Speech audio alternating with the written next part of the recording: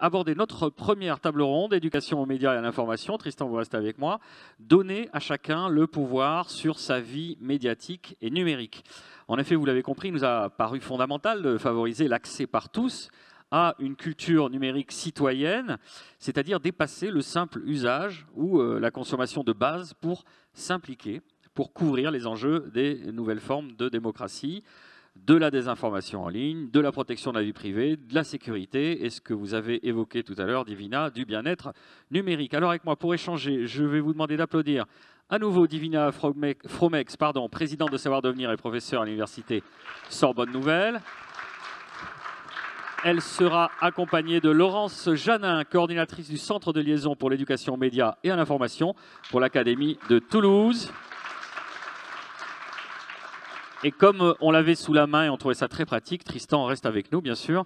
Mesdames, je vais vous demander de vous asseoir peut-être là-bas.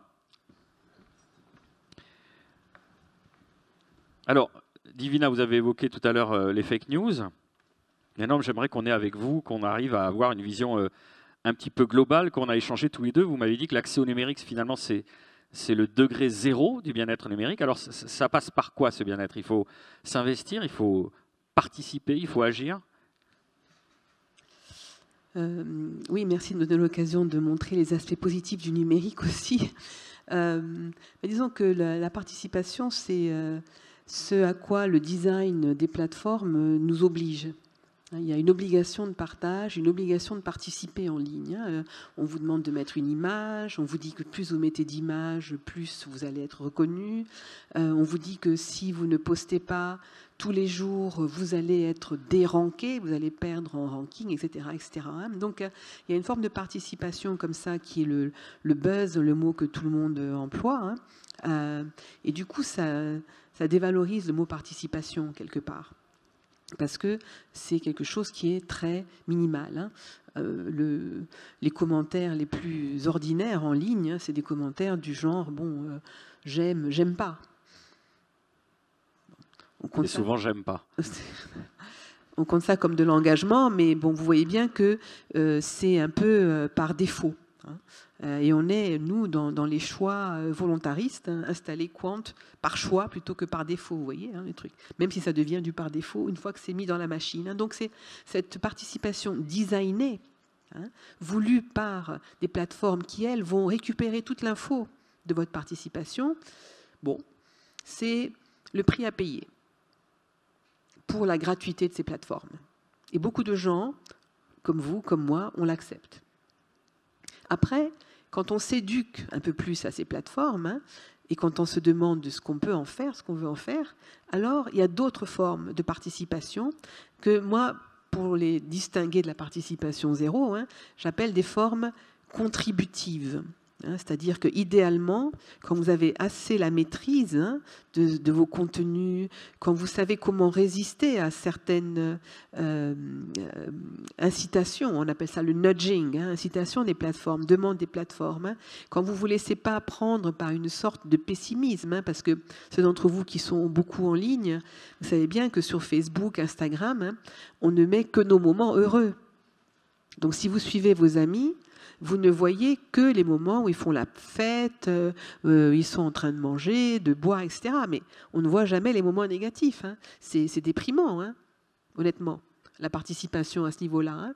Donc, il faut être robuste pour se dire, oui, mais c'est pas tout le temps comme ça. Justement, en ligne, on essaie de montrer la meilleure image de soi, etc. etc. Donc, il y a toute une formation à la participation contributive, où là, on se sent assez fort pour amener quelque chose qui dépasse le like, où on va faire une contribution qui va être un vrai post, qui va être la construction d'une vidéo, le montage d'une chaîne vidéo, si par exemple on veut devenir parfois on se sent, pardonnez-moi, mais si on ne maîtrise pas l'outil, on se sent un peu dépossédé, on ne va pas se dire je vais contribuer alors qu'on se sent novice ou ne pas maîtriser, quoi. Voilà, c'est cela. Donc il y a une éducation à la participation qui passe entre autres par la maîtrise de l'outil, mais c'est des outils très faciles à employer. Donc en fait, l'enjeu, il est moins opératoire là que de la qualité du contenu, ou en tout cas du contenu qu'on veut mettre. Alors, ça ne veut pas dire que tous les contenus de qualité sont likés. comme vous le savez, notamment par certains moteurs de recherche, pas celui-là. Les contenus qui arrivent en haut, hein, ce sont des contenus populaires. Mais populaires, souvent, c'est parce que c'est amusant. Justement, c'est populaire parce que c'est bizarre. Populaire, des fois, parce que c'est mal fait. Des vidéos... Ou conspirationnistes. Voilà. Ou alors, ça raconte des histoires pour se faire peur. Entre les petits chats et les reptiliens, quoi. Voilà. Vous avez tout compris. Pour résumer, quoi. Bravo, la vidéo est bien passée entre le dodo et le reptile, on est bien. Mais voilà. Mais c'est vrai que les images les plus vues, c'est souvent des images de chats. Alors enfin, on en rit, mais Laurence Janin, vous justement, vous essayez de travailler avec les jeunes pour travailler le plus tôt pour réussir à développer l'esprit critique, pour aller au-delà de... Finalement, on est tous un peu engourdis, endormis, on va vers le contenu le plus facile. Qu'est-ce que vous faites précisément? Quel est le but du CLEMI? Je rappelle, le Centre de liaison pour l'éducation aux médias et à l'information pour l'Académie de Toulouse.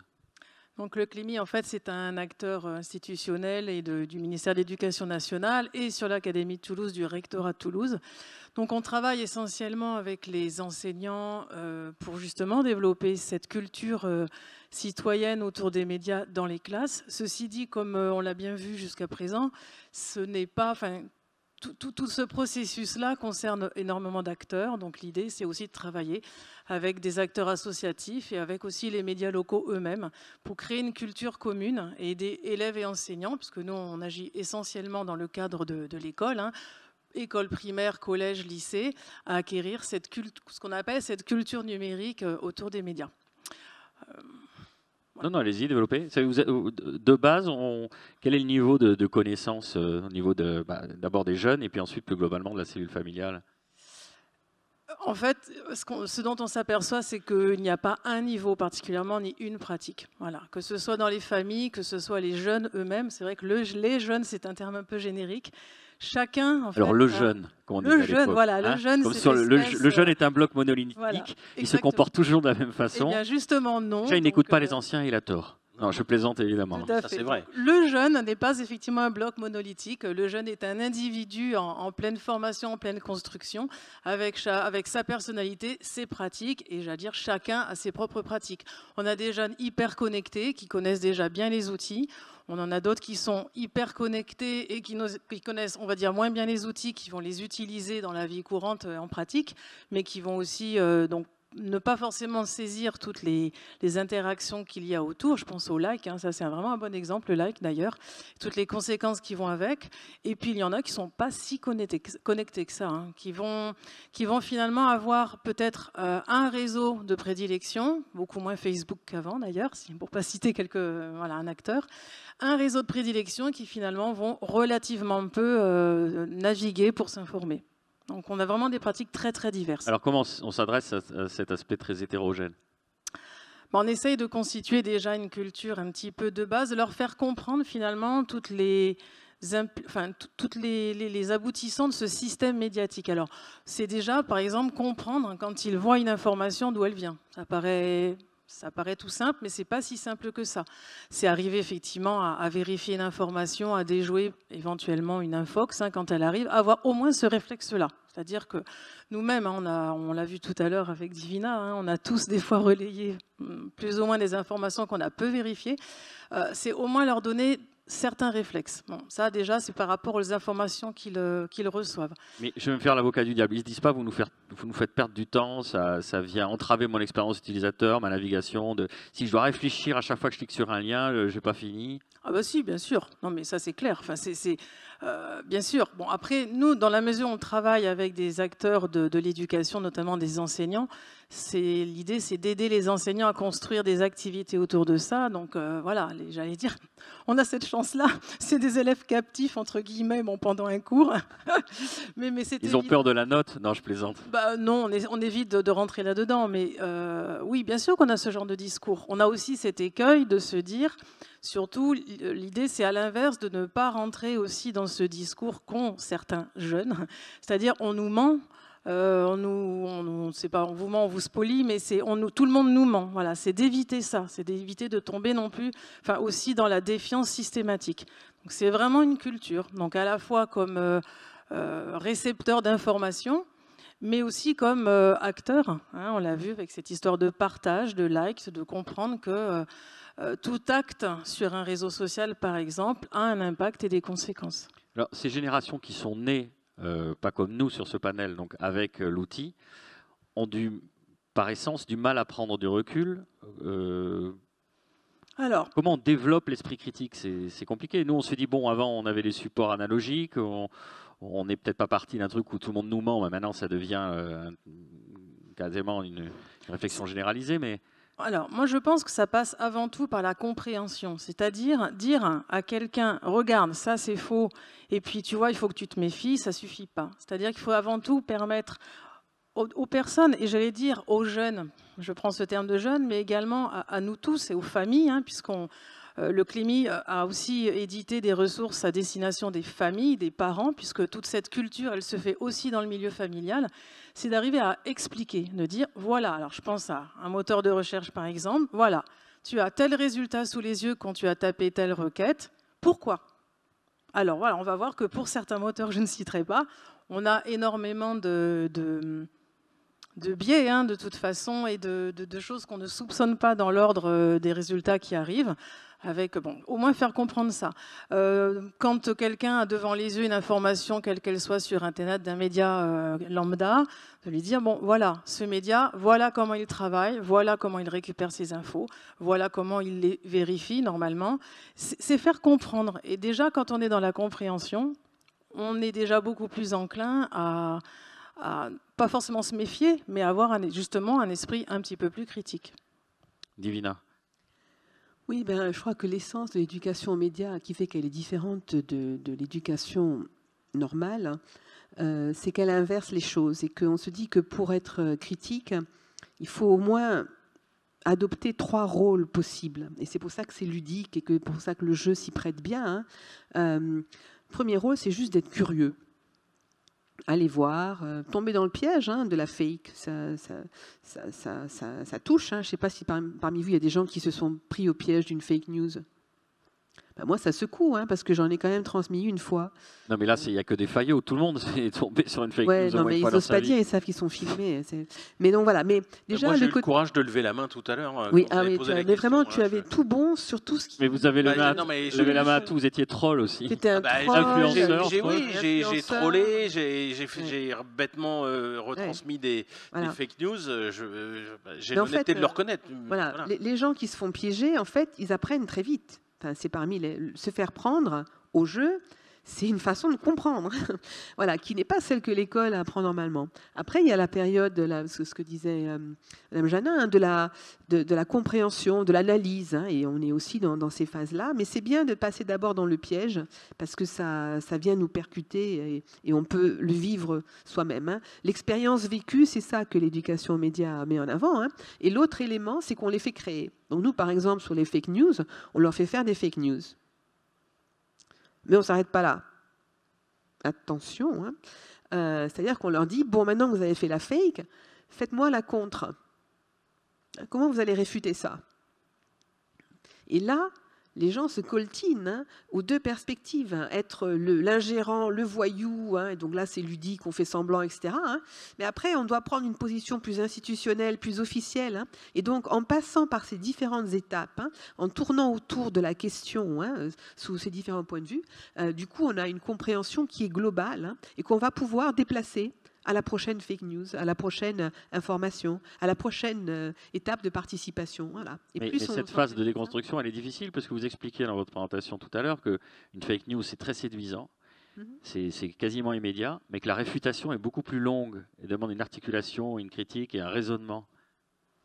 Et oui, ça demande du temps. C'est pour ça qu'on dit aussi que l'éducation aux médias ne s'improvise pas et qu'il faut que l'éducation nationale, mais aussi l'éducation populaire, donne du temps.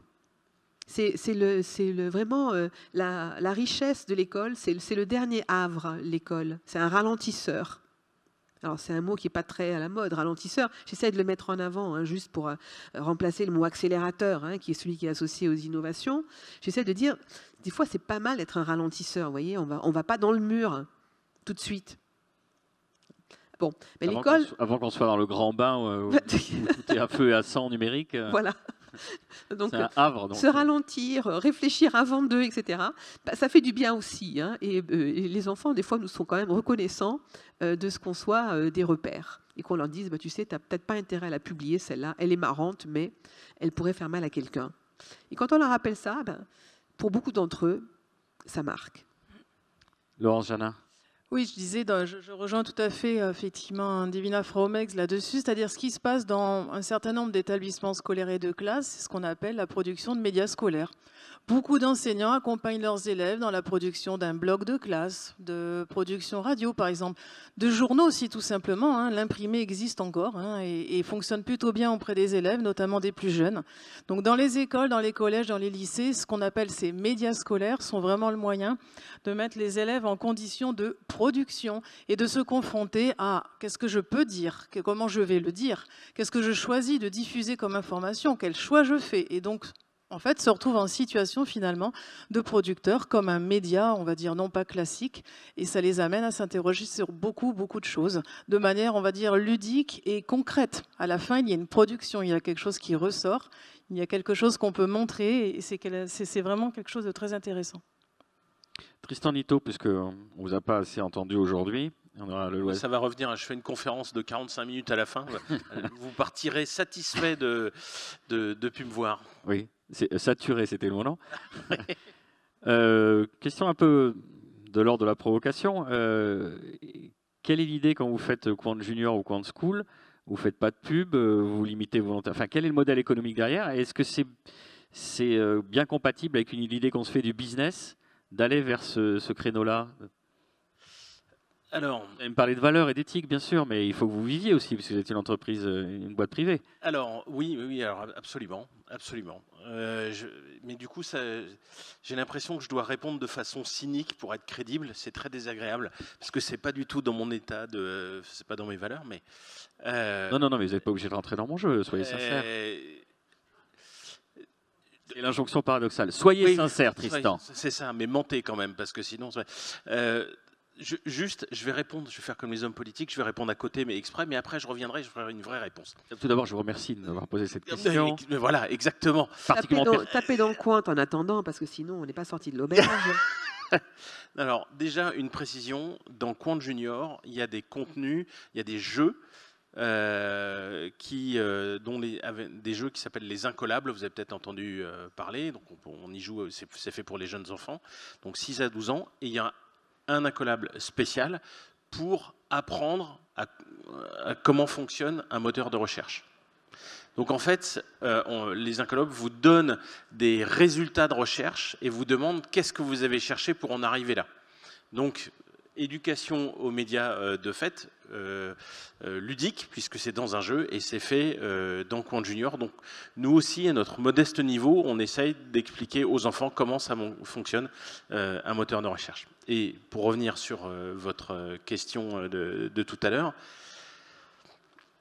c'est important de fournir un moteur de recherche spécialement pour les enfants. Mais c'est aussi intéressé. C'est là que je prends donc mon air cynique.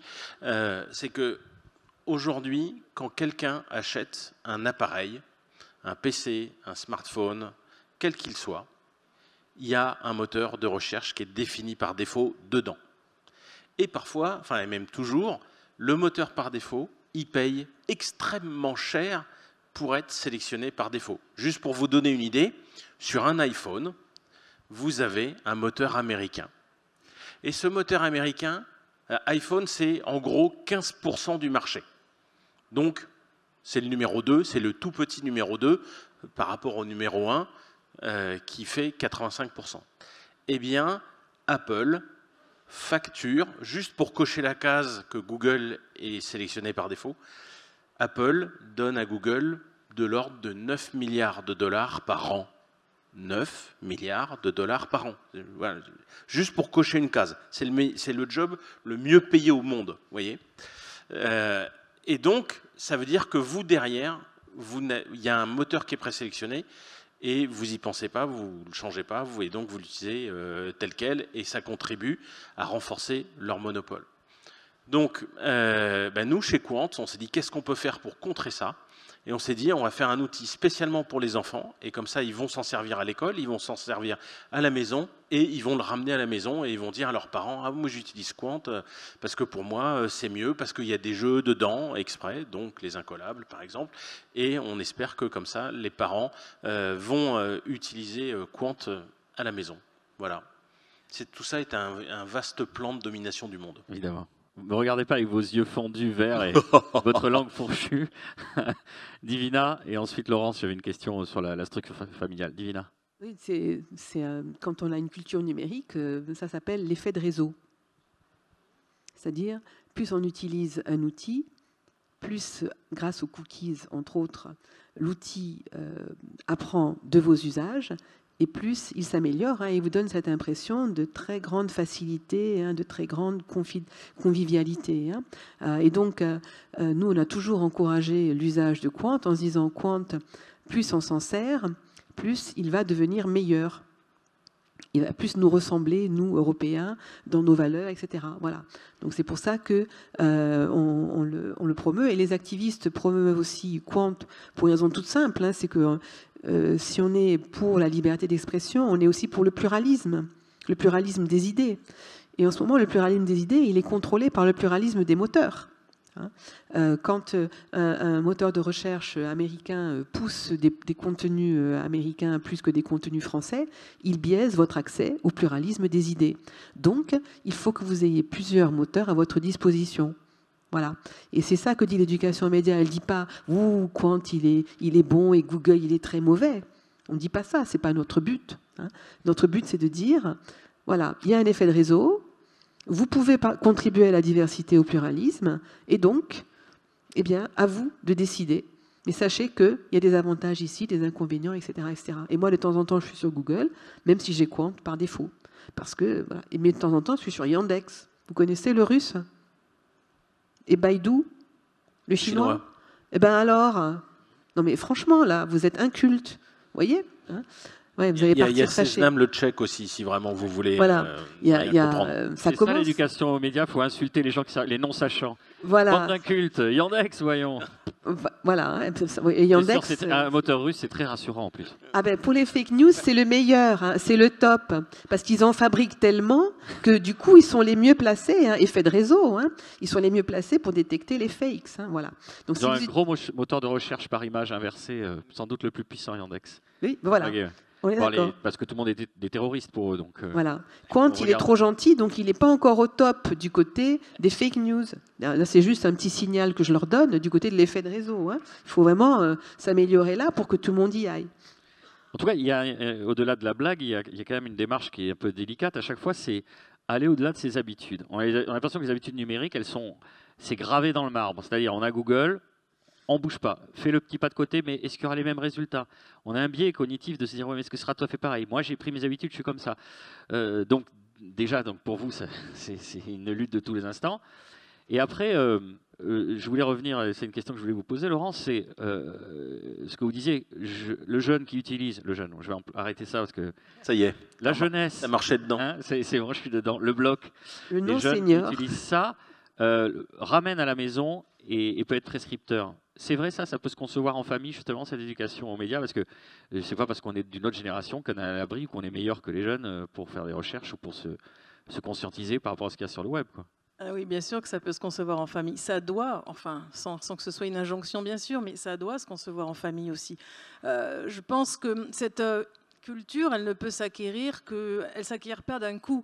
Je crois que finalement, expliquer à quelqu'un, jeune ou moins jeune d'ailleurs, voilà, tu vois, ça marche comme ça, ou là, tu vois, regarde, ça c'est pas vrai. Il faut que tu vérifies. Le dire une fois, ça ne sert à rien.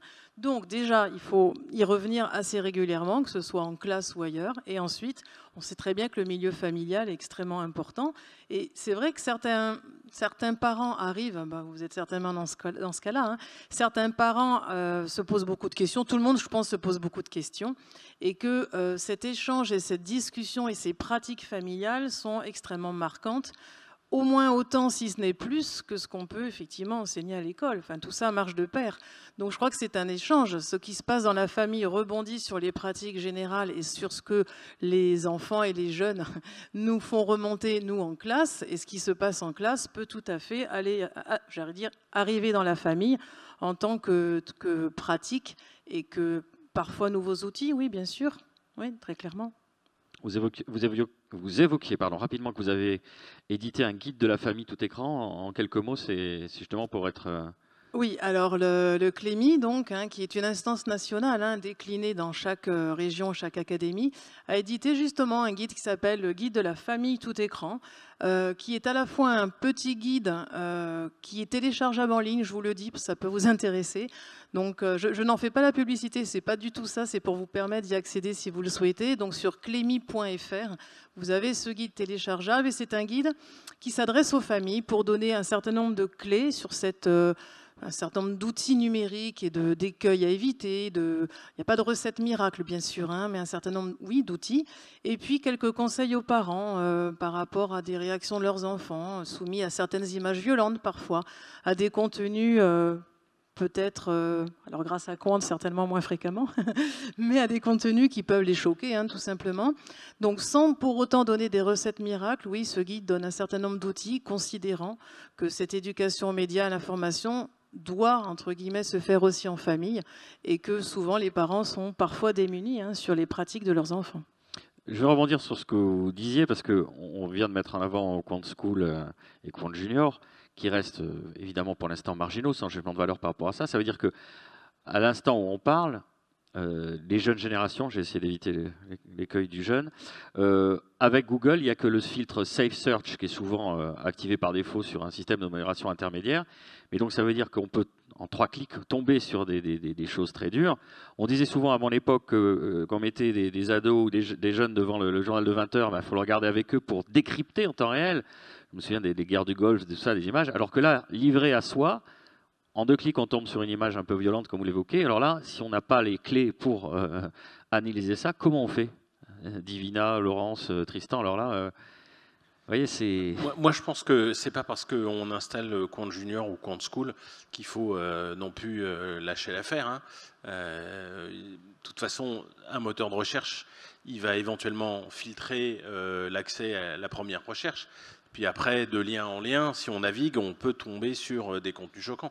Donc, Quant School et Quant Junior, c'est pas des filtres parentaux, c'est des moteurs de recherche pour une population avec une tranche d'âge, mais ça ne veut pas dire qu'il faut laisser les gamins sans aucune surveillance face à Internet. Je pense que ce qu'on fait, on les accompagne, et de l'autre côté, on leur donne les outils pour avoir cet esprit critique et ce recul. Divina?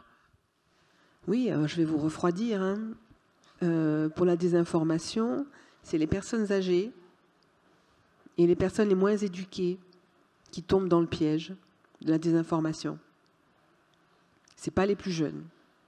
Parce qu'en fait, ils se protègent entre eux. Ils se disent les choses. Donc voilà.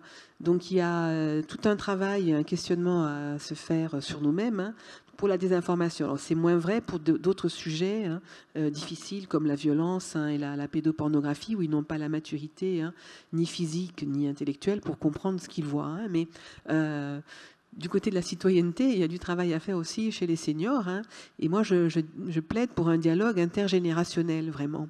Et où souvent, les grands-parents et les petits-enfants sont peut-être plus capables de se parler entre eux que les parents, qui sont tout le temps pris par le travail à l'extérieur. Donc, ménager des moments comme ça, de discussion, de négociation avec des grands-parents, c'est pas idiot non plus. Ils sont souvent exclus, mais les seniors aujourd'hui, ils ont une durée de vie qui est importante et intéressante pour l'accompagnement des plus jeunes, quoi. Et souvent, les seniors investissent dans le numérique pour leurs petits-enfants, parce qu'ils ressentent que c'est pour leur travail et pour leur chance de s'en sortir dans la vie, pour leur emploi. Et ce qu'il faut leur dire, c'est que oui, effectivement, le numérique peut aider pour l'emploi, mais il peut aider pour la citoyenneté aussi, et pour transmettre des valeurs dont les jeunes n'ont jamais été informés, parce qu'on n'est plus formé aux droits de l'homme. Et les droits de l'homme, ils ont 60 ans. Ils ont le même âge que le numérique. Et la génération des droits de l'homme est morte. Kessel et compagnie ne sont plus là. Et c'est à nous de redonner vie aux droits de l'homme. Et il ne faut pas le faire de manière vraiment par en haut, liberté d'expression, comme je vous parlais, etc. À nouveau, il faut la faire vivre, il faut la faire expérimenter, cette liberté d'expression. Et à ce moment-là, les jeunes la comprennent. Il n'y a rien de pire pour eux que de se voir contredire en ligne ou de se voir flammer en ligne. Là, ils se rendent compte tout d'un coup que leur liberté d'expression, elle rencontre l'autre. Et à ce moment-là, on peut rediscuter avec eux de ces choses-là. Et donc, je pense que ce dialogue intergénérationnel, notamment sur les valeurs, mais par le vécu des valeurs, c'est une des grandes parties de la solution. C'est très rassurant pour les jeunes à un moment donné de dire « Waouh, la liberté d'expression, ça me protège aussi ». Voilà, donc moi je pense qu'il y a toute une circulation à mettre en place de ces thématiques-là auprès des jeunes, mais vraiment en embarquant les personnes plus âgées et les seniors. C'est vrai que jusqu'à présent, on s'est beaucoup focalisé sur les jeunes. Comment on fait l'éducation aux médias pour les adultes, sans forcément aller vers les seniors, vous expliquez donc pour la... Mais pourquoi les adultes, spontanément, sauraient mieux faire, ou seraient plus éduqués, ou auraient plus d'esprit critique? Donc comment on fait pour s'adresser à un adulte? Parce qu'un jeune, j'imagine, alors, comme vous le dites, il est dans des circonstances, cette parenthèse enchantée de l'école et ces moments particuliers où ça peut faire partie des enseignements. Mais un adulte, pour le faire bouger de son socle de conviction... c'est une bonne question, Laurence, c'est compliqué. Oui, c'est compliqué, surtout qu'effectivement, nous, en Clémy, on agit beaucoup, un peu plus avec les jeunes. Ceci dit, on travaille beaucoup avec les enseignants, donc les enseignants étant des adultes en puissance, qui se posent aussi beaucoup de questions. Et qui sont plus curieux par essence, puisqu'ils sont enseignants, non ? Ça va dépendre. Mais je pense que c'est un reflet de la société. Certaines personnes vont se questionner réellement et être conscients qu'ils ne maîtrisent pas forcément tout, d'autres moins, enseignants ou pas, de toute façon. Pour moi, ça passe de toute façon par le dialogue. Ceci dit, après, voilà, c'est des publics qu'il faut pouvoir toucher, c'est pas toujours évident. En tout cas, du côté des enseignants, nous ressentons beaucoup d'interrogations et de curiosité. Le but étant de le transmettre, évidemment, mais... certes, beaucoup d'inquiétudes sur ce qui se passe et sur les écueils qu'il peut y avoir, mais aussi beaucoup de curiosité sur ces nouveaux outils, sur la manière justement d'instaurer un dialogue. Moi, je rebondirais en disant, oui, que ce soit pour les jeunes, pour les adultes, pour moi, la clé, c'est le dialogue. Après, une question d'âge, je pense qu'un enfant très jeune, on va le protéger, un peu moins jeune peut-être aussi, mais qu'à un moment donné, on ne peut pas protéger de tout. Et que par conséquent, discuter entre pairs aussi, PAIRS, c'est vraiment très important. Et nous, dans les formations que l'on peut faire, bon, je parle plus des enseignants là, dans mon cas, bien sûr, on observe vraiment beaucoup de dialogue et d'échanges et de curiosité, donc ça se fait aussi dans ce cadre-là. Alors après, dans une société où le numérique prend une place de plus en plus importante, à tel point que de nombreux services publics sont remplacés par le numérique et on voit apparaître une nouvelle notion dite d'électronisme, c'est-à-dire que, à l'instar de l'illettrisme, des gens qui ne maîtrisent absolument pas les outils et qui vont quand même être au fur et à mesure mis de côté à fonction que le progrès avance. Comment on fait pour toucher justement ces populations-là, pour essayer d'embarquer tout le monde dans le numérique, que ce ne soit pas encore quelque chose qui soit excluant? Et ma deuxième question, c'est comment on sort de cette apathie dans laquelle on est tous, on dit « je ne vois pas pourquoi je changerais mon moteur de recherche, je ne vois pas pourquoi je changerais mes habitudes ». Voilà, ça fait deux grandes questions. Tristan ou Divina? Il faut s'en emparer.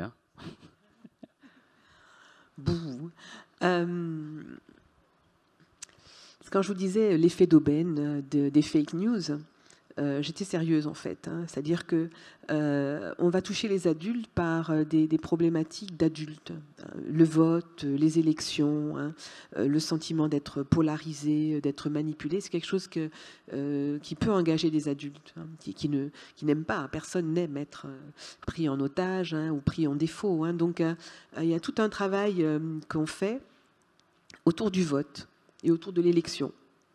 Au lieu de dire on va vous faire une formation en éducation aux médias, on dit on va retravailler la question du vote, on va retravailler l'inclusion, amener les personnes à aller voter, etc., etc. Et autour de ces discussions-là, on peut sensibiliser au manque de culture numérique des gens et petit à petit les amener à aller vers des formations. Il y en a en ligne. Il y a beaucoup de tutos en ligne qui sont très très bien faits sur YouTube et autres qui permettent de s'auto-former. Il y a toute une partie auto-formation. Si les gens prennent conscience qu'ils sont manipulés, qu'il y a des biais cognitifs dans lesquels ils tombent, etc., ils vont se retrouver avec leur groupe, leur communauté à eux, et ils vont se partager de l'information comme les enfants le font entre eux. Donc il y a des éléments comme ça à trouver. La réfutation ne se fait jamais de manière directe. Il faut trouver quelque chose d'autre pour les y amener. Donc c'est dans cette direction que nous, on travaille. Mais c'est toujours un chemin sinueux, complexe, lent, qui présuppose une volonté de s'ouvrir et de changer chez les sujets qui s'intéressent. Alors que le reste, on le répète encore, une fake news, c'est simple, c'est gratifiant, quoi. C'est un peu le système de fast-food. Vous voyez ce que je veux dire? On a tout de suite son shoot de fake news et machin qui nous conforte dans notre opinion. Qu'est-ce qui ferait, quelle serait l'étincelle qui ferait que je m'installe un autre moteur de recherche alternatif, j'essaye de penser latéralement, de faire un petit pas de côté par rapport à mes biais de confirmation, mes biais dans lesquels je suis tous les jours. Vous voyez, là, c'est une question quasi philosophique. Comment on remue les consciences, quoi. Moi, je pense qu'on a paradoxalement de la chance d'avoir des grands scandales. Par exemple, Cambridge Analytica. Mais alors, c'est un vrai problème. C'est d'autant plus intéressant que là, on est en 2020. 2020, il y a des élections, comme souvent en France et en Europe, donc des campagnes électorales avec... et ça, je pense que c'est quelque chose qui peut toucher les gens, parce que Cambridge Analytica, fondamentalement, l'idée, c'était de manipuler l'élection primaire de la présidentielle américaine. C'était aussi le Brexit. Enfin, bref, c'était prendre des données personnelles pour bricoler, bidouiller, influencer des élections. Enfin, je veux dire, ça touche donc à nos démocraties, ça touche à nos libertés.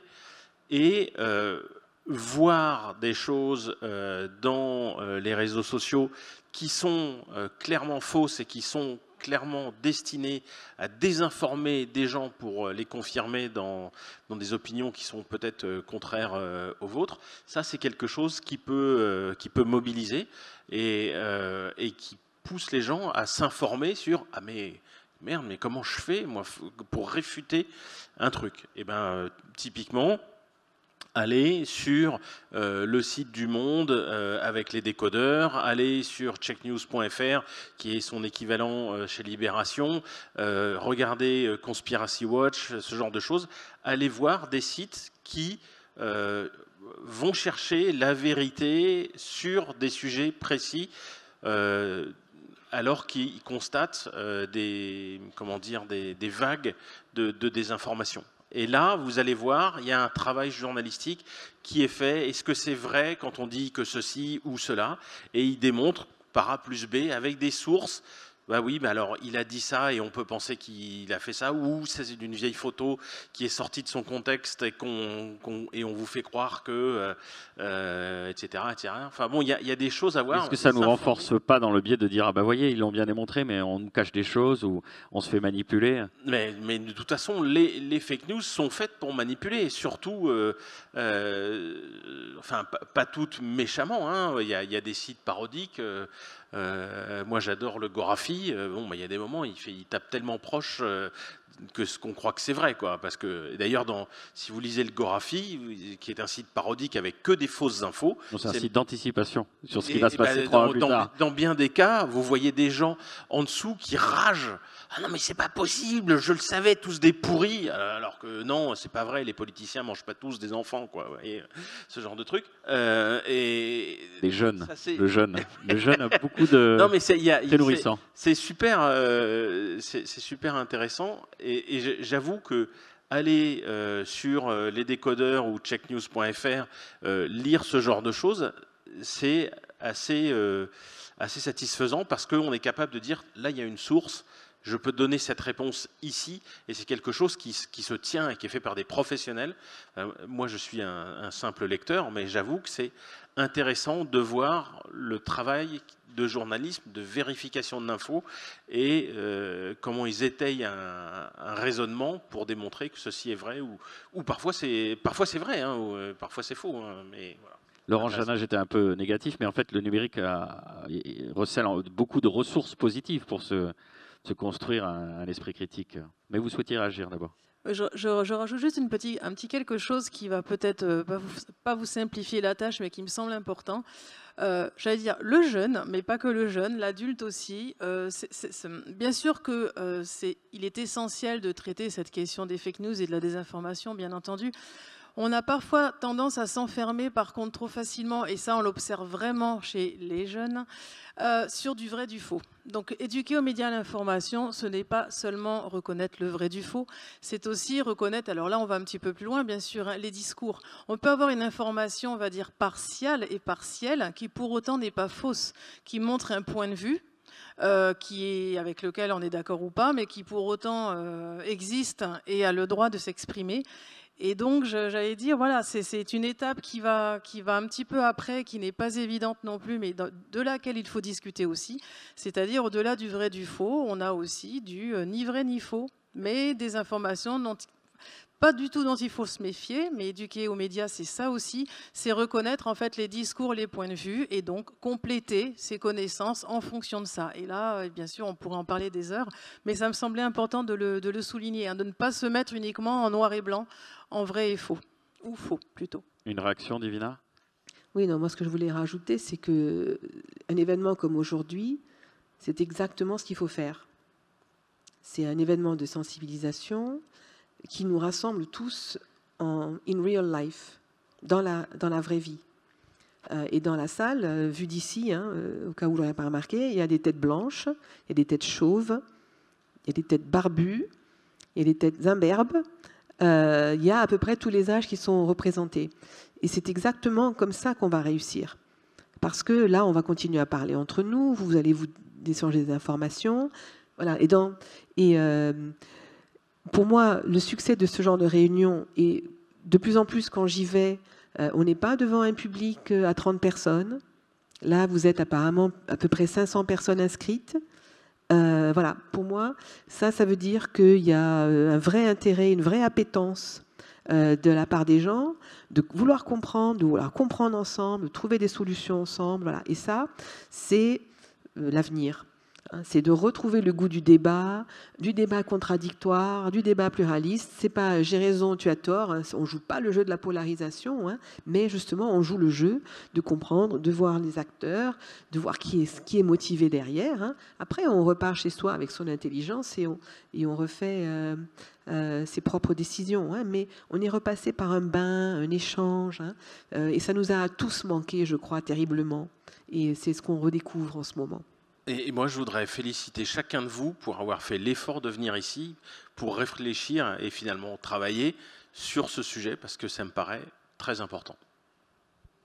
Alors, pour terminer à toutes et tous, est-ce que apprendre le numérique, ça devrait être une compétence de base, comme apprendre à lire et à compter? Est-ce qu'il faut instaurer un permis à points? J'aime bien les formules à l'emporte-pièce et faire le neuneu, hein, vous l'avez compris.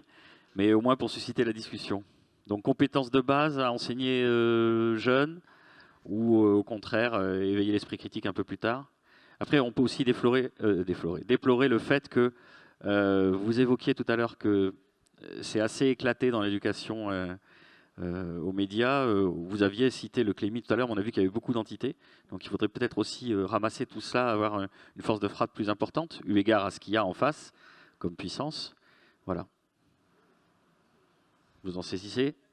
Le défi est clairement de taille. Je dois dire que avec le numérique, moi je suis un grand fan de l'éducation au numérique parce que ça me paraît très très important et c'est pour ça que je passe beaucoup de temps à faire des présentations comme celle que je vais faire tout à l'heure. Parce qu'en fait on est à un double défi. Déjà, il y a une injonction à passer au numérique. C'est-à-dire que c'est allé super vite. Le premier smartphone moderne, c'est l'iPhone, c'est 2007, il y a 13 ans. Et il a fallu attendre 2 ans pour avoir un App Store, donc avoir des applications qu'on peut installer. Donc en fait, les applications sur un smartphone, ça a 10 ans et quelques mois. Et aujourd'hui, c'est dingue, le nombre de smartphones qui se vendent, le nombre de services pour lesquels il faut passer par le numérique, il est juste incroyable. Et c'est dingue aussi à quel point ça envahit tous les secteurs de nos vies. Hein. Alors s'il y a des chauffeurs de taxi dans la salle, ils ont bien compris en voyant débarquer Uber que bon, ça avait bien changé leur business, mais aussi de la même façon. De nuit, vous avez bien vu que Tinder, ça a quand même pas mal bousculé votre business, parce que même pour les rencontres, on passe par le numérique. Enfin bon, à tout point de vue, ça a tout changé dans toute notre vie. Alors ça, c'est donc aller très très vite. Et avec cette injonction qui est ben, comment t'as pas de smartphone 10 ans plus tôt, c'était comment t'as pas Internet. Voilà, c'était et Internet. C'était quoi la formation Internet? Ben, c'était ah ben là, tu vois, tu vas dans ton moteur de recherche, tu tapes un truc et tu fais entrer et puis après tu cliques sur le premier lien et c'est bon. Et ça, on vous avait expliqué ça en 30 secondes, c'était fini. Le smartphone, c'était pareil. Vous alliez dans une boutique Orange et on vous disait, bon alors là, l'icône verte, c'est pour passer des coups de fil, l'icône bleue, c'est pour envoyer des petits messages et hop, c'est bon. Et on vous renvoyait sur le trottoir en vous ayant délesté de 500 balles. Et c'était tout, finalement, la formation au smartphone. Et derrière, ça a des implications qui sont énormes avec très très peu de formation. Et avec en plus le fait que c'était pas, enfin, ce changement rapide, il a posé un problème en ce sens que les plus anciens, ils avaient jamais appris, enfin ils apprenaient en même temps que les plus jeunes et pas forcément plus vite que les plus jeunes. C'est-à-dire qu'en fait, on a un peu été fauchés par les jeunes générations qui n'avaient pas d'impréhension vis-à-vis de l'outil numérique et qui ont tout de suite été fascinés plus que par les gens qui étaient plus âgés. Autrement dit, les parents, c'était plutôt à subir encore plus le numérique que leurs enfants. Et les professeurs, ben pareil, hein, enfin je veux dire, je veux pas les jeter avec l'eau du bain, quoi, mais ils ont fait du mieux qu'ils pouvaient, mais pas eu beaucoup de formation non plus. Enfin, pour eux aussi, c'était difficile. Et en fait, tout le monde a été ramassé, c'est comme une vague un peu forte qui déboule sur la plage, quoi. Vous êtes fauchés par cette vague et puis on essaye de s'en remettre. Ben, c'est ça le numérique aujourd'hui, ça a débarqué à une telle vitesse. Ça serait bien qu'on trouve le temps d'apprendre. Et l'éducation aux médias, à mon avis, est un aspect fondamental de cet apprentissage. Oui. Divina? Alors bon, moi, c'est vrai que je jubile. Hein. Ça fait déjà 40 ans que je me bats pour l'éducation aux médias. Alors, à l'époque, ça s'appelait la téloche. Bon. Mais c'est un combat qui n'est pas gagné. Et en fait, l'éducation aux médias, elle s'est construite comme un deuxième curriculum. C'est le curriculum secret. C'est celui qu'on ne fait pas à l'école. Mais c'est celui qui nous apprend à vivre et à passer du temps en ligne. Et donc, c'est grave. C'est bien parce que c'est un deuxième curriculum, il est de plus en plus constitué. On peut donner des plans de cours, on sait quelles sont les thématiques. C'est sur les stéréotypes, c'est sur le cyberharcèlement, c'est sur la fake news, c'est sur la vie privée, c'est sur l'intelligence artificielle, etc., etc. C'est appris nulle part à l'école. C'est essentiel. L'école ne bouge pas, ou peu. Ça commence à se faire ailleurs. Il faut savoir qu'en Suède et en Finlande, ils ont abandonné le cursus classique, où il fallait savoir lire et écrire d'abord. Ils ont maintenant un cursus qui s'appelle multilittératie, où on fait tout à la fois. C'est-à-dire que si on apprend le finnois avec la Twicté, eh bien pourquoi pas. Si on apprend à lire d'abord sur Kindle, eh bien pourquoi pas. Parce que l'important, c'est quand même d'apprendre à lire. C'est pas si ça se trouve sur un format papier ou pas. La grande résistance française, elle est sur le livre, papier, c'est-à-dire un support non écologique. Quand on pense écrire, on en est encore à penser à écrire de manière linéaire. C'est pas comme ça que ça se passe pour les enfants. Mais c'est pas comme ça que ça se passe pour nous. On est tous dans un mode multilinéaire et dans un mode latéral. Acceptons-le. Voilà. Mais il y a un très très grand déficit de formation. Le Clémy, que j'ai dirigé un certain temps, je suis bien placée pour le savoir. Par an, on formait entre 15 000 et 18 000 profs. J'ai compté, hein, pour arriver à former tout le monde, on était en 2095. Ben, j'ai baissé les bras. Hein. Bon, je me suis dit, il faut que ça se passe ailleurs. Bon, et le problème, c'est que si on ne le fait pas, nous, dans l'école publique,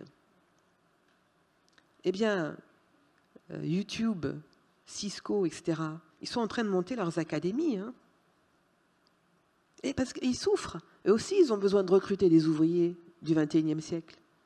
Et ils ne les ont pas. Voilà. Donc, à un moment donné, il va quand même falloir qu'on se remette autour de la table, sérieusement. Et là, je fais un appel aux parents et aux seniors, pour les juniors, pour le coup, hein, de faire changer l'école. Parce qu'en ce moment, vous avez fait l'inverse. Nous avons fait l'inverse. L'école exclut le téléphone, l'école exclut le numérique. On est dans une régression par rapport au numérique qui n'est pas compréhensible. Voilà. Donc là, c'est la fronde, hein, à mon avis. Parce qu'il y a vraiment, hein, il faut vraiment s'emparer de ces outils. C'est une question d'équité, de justice sociale. Parce que les enfants de riches, ils seront formés à tous ces trucs-là. Ils les auront. Hein. C'est ceux qui n'ont pas l'accès ou qui ont un accès réduit, hein, qui vont être dans l'électronisme, plus les personnes âgées. Donc là, il y a un vrai problème de société qu'on aborde, à mon avis, du mauvais côté, hein, tant dans l'école que dans les familles. Alors, il ne faut pas se dire qu'on va mettre la tête sous le sable et on va attendre que ça passe. Vous voyez, parce que là, en ce moment, quand ça passe, ça la coupe la tête. Vous me suivez ? Voilà. Passez derrière ça, Laurence Jamin, Ouais, pour ça la va être conclusion. compliqué. Alors... Bon courage. Merci. Hein. Alors, moi, je vais mettre une petite note, on va dire, un peu plus positive. Enfin, je le savais. Petits points. Ouais, quelques petits points un peu plus positifs. Alors, déjà, l'école, oui, a du mal avec le numérique, pour faute de temps, de moyens, faute de pratique parfois, mais essaye quand même de plus en plus, et c'est même pas essaye, fait de plus en plus avec. Quelques petits exemples. Alors, bien sûr, oui, on ne va pas donner des cours de numérique, mais apprendre avec le numérique, c'est aussi donc se former au numérique. Quelques petits points positifs, bah déjà par exemple le Clémy avec son manque de moyens aussi peut-être, mais on essaye vraiment de former le plus d'enseignants, mais aussi de personnel éducatif au sens large. Hein, ce sont des personnes qui vont par exemple travailler dans les différentes structures socio-éducatives. Bon, c'est aussi c'est un point. Récemment, alors il y a aussi donc dans tous les rectorats, notamment celui de Toulouse, une direction numérique éducatif qui s'est chargée de réfléchir hein, aux impacts, on va dire, pédagogiques du numérique sur les apprentissages, avec un certain nombre d'actions, hein, j'allais dire sur les outils, mais sur les outils avec une application pédagogique. Alors, ce n'est pas parce qu'on utilise un outil qu'on apprend à mieux comprendre et à s'éduquer aux médias, mais c'est déjà, le but, c'est justement d'aller plus loin que ça. C'est déjà un premier pas. Quelque chose aussi que vous allez peut-être voir apparaître dans les cahiers, ça existe encore aussi, peut-être de vos enfants, une plateforme qui s'appelle Pix maintenant, qui est mise en œuvre cette année et qui vise à valider un certain nombre de compétences numériques, à la fois des compétences numériques en termes de programmation, mais aussi en termes d'accès à l'information, d'éducation aux médias à l'information. Voilà, c'est des petites choses qui se font. Ce sont, oui, effectivement, des journées comme aujourd'hui qui existent aussi ailleurs, qui se font parfois dans les établissements avec un certain nombre d'acteurs associatifs, avec des rencontres entre les parents, les enseignants autour de ces questions. Donc là, j'allais dire, je ne prêche pas spécialement pour ma paroisse, mais il y a de réels efforts, bien sûr. Mais là où je ne peux qu'être d'accord avec ce qui s'est dit, il y a beaucoup de choses à faire encore, bien sûr. Bien sûr. Et Laurence, on pensait que c'est vous qui alliez conclure, mais Divina voudrait enfoncer le clou dans le cercueil je voulais rassurer, non, parce que le clou dans le cercueil va se planter tout seul, donc on n'a rien à faire. Hein. Mais et derrière, on a une table ronde sur les contenus haineux, ça va être bien. Oui, ça va être bien. Non, mais je voulais dire qu'il n'y a pas de fatalité. Hein, et qu'une fois que vous êtes avertis, c'est à vous, effectivement, en tant que parent et en tant qu'adulte, d'aller parler à vos autorités. Quand les parents bloquent les profs en disant « mais vous n'avez pas fait le programme », vous êtes en train d'aller à l'encontre du futur et du devenir de vos enfants. Voilà, il faut demander à ce que le numérique soit dans le programme, mais aussi hors programme, parce que ça se passe dans tout un écosystème de vie. Ça ne s'arrête pas à l'école, hein. Donc il faut que vous aidiez l'école à changer, que vous mettiez la pression sur vos élus et sur les chefs d'établissement. Voilà. Et nous, à Savoir Devenir, notre diagnostic est, nous devons former les décideurs. Vous voyez là, les corps d'inspecteurs, les chefs d'établissement, hein, c'est en fait eux qui peuvent libérer les forces vives des enseignants, qui sont là, qui sont prêts à faire du changement, qui sont prêts à prendre des risques pour expérimenter, hein, mais qui ne sont pas autorisés à le faire, hein, ni par les parents, ni par les inspecteurs. Je ne mets jamais la faute sur les enseignants. Ils ne sont pas formés et ils n'ont pas l'ordre de le faire. Voilà. Mais ils sont là, prêts à agir, et la plateforme, l'école reste encore la meilleure plateforme d'équité sociale. Hein. Donc, il ne faut pas la jeter.